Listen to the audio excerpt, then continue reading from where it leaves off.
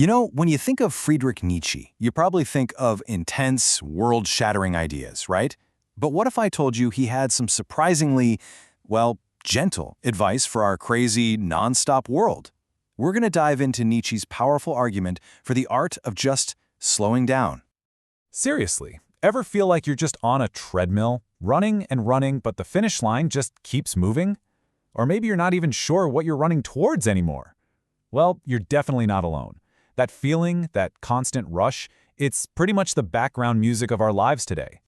And yeah, that's what it is, the race to nowhere. We're always being pushed, right? Do more, be more, and whatever you do it faster. It's this non-stop race to be the most productive, the most efficient, the most everything, all at once. But get this, over 100 years ago, the philosopher Friedrich Nietzsche saw this exact thing starting to happen, and he wasn't impressed. In fact, he was seriously worried about where this whole need for speed was going to lead us. This, he worried, would lead to a world without deep thought. Okay, so you can kind of think of Nietzsche as a doctor of culture. He'd look at society, take its pulse, and diagnose its problems. And the biggest, most dangerous illness he spotted, it was this desperate, frantic need for speed. Nietzsche warned that all this rushing around would lead to a new barbarism. And now he wasn't talking about guys with clubs and animal skins. He meant a new modern barbarism, one of the mind. It's a world where we're so busy cramming in information that we completely forget how to think deeply, or even how to just be alone with our own thoughts. He had a specific German name for this condition, too. That word is barbare, the barbarism of a rushed mind. And I love this analogy. It's like living on a diet of fast food for your brain. Quick, easy to digest bits of info that maybe fill you up for a second, but they have zero real nourishment. That, for Nietzsche, is barbare. So, what's the alternative? Well, Nietzsche saw us all standing at a kind of crossroads, with two very different paths to choose from. And he lays it out pretty clearly. On one side, you've got the crowd's path. This is the easy route, right? It's all about speed, comfort, and just doing what everyone else is doing. But then, there's the other path, the path of what he called the higher Menschen, which translates to the higher humans. And yeah, this one's the tougher road. It's all about slowness, seeking out challenges, and really finding your own way instead of just following the herd. This brings us to the power of slowing down. Okay, so if this higher human path is the goal, how in the world do you even get on it? What's the secret? Well, the answer is actually really simple, and it's pretty much the exact opposite of everything our modern world screams at us.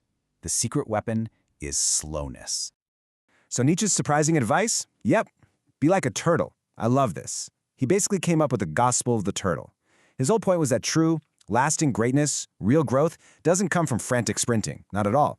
It comes from slow, deliberate, thoughtful movement, just like a turtle. So, how do we actually do that? How do we become more turtle-like? Well, Nietzsche gives us 3 key steps. First up, find solitude. You got to get away from all the noise and distractions. Step 2, use that newfound quiet to ask yourself the big, important questions about life. And third, and this is a big one, value your idleness. He used the German word Musikgang. This isn't just about being lazy and doing nothing. It's a purposeful, creative idleness. It's about giving your mind the empty space it needs to actually wander and grow. So now we get to the goal, becoming a giver. Because here's the really beautiful part of this whole idea. For Nietzsche, slowing down and working on yourself, it's not a selfish act, not at all. The point is that when you take that time, you become so full of strength and ideas and creativity that you can't help but overflow. He has this amazing quote from his book, Human All Too Human.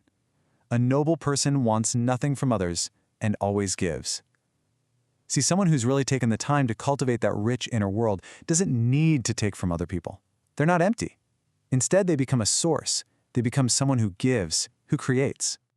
It's not about what you can get, but what you can create and bestow upon the world. Nietzsche actually called this the bestowing virtue. And the best way to think about it is to imagine being like the sun. The sun doesn't shine because it wants something back, right? It shines because it's so incredibly full of energy that it just has to give away light and warmth. For Nietzsche, that's the ultimate goal of all this self-development. And this all leads to the creator inside you. Okay, so where is this path taking us? This whole journey, the slowness, the solitude, the giving, it's all building towards one thing. It's about creating a very, very specific kind of person. And that brings us to probably his most famous and most misunderstood idea, the Übermensch. Now, this absolutely does not mean Superman with a cape and superpowers. A much better way to think of it is the overhuman, or even better, the self-overcomer. This is the person who has walked that slow, hard path. They've become so creatively powerful, so strong on the inside, that they're not a follower anymore. They don't need to follow old maps because they're capable of drawing their own. They literally create new values and give new meaning to the world. So, I want to leave you with this final question.